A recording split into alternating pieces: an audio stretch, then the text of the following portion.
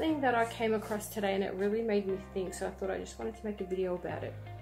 Now, I did come across a lady who said that when she traveled overseas to India, she found that the kids, even though they were poor, the kids that live on the street, they were actually much more happier, and they showed more joy in their life, and even in their faces, they just seemed more happier.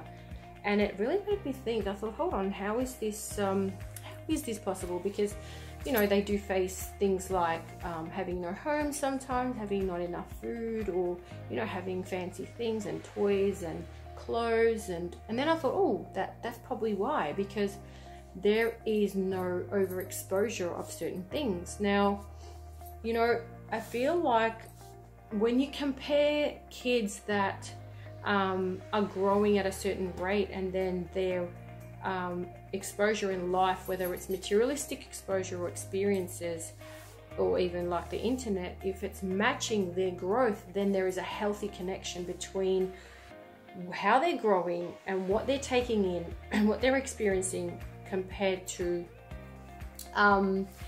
kids that are actually getting too much too fast. And I really did think about this. It's almost like, you know, when I take the internet or social media, for example, it is not at all a bad thing, because my kids have learned so much, and they've been exposed to so many wonderful, amazing people through, you know, social media and also the internet.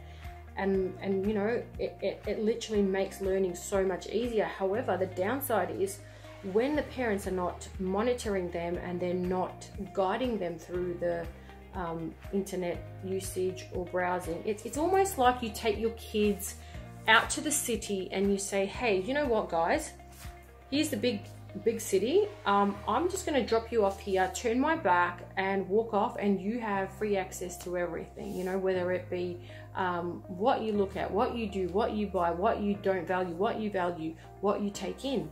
And this is the actual problem. It is actually not being guided and not being set boundaries compared to the maturity of the child. And it's definitely not about an age.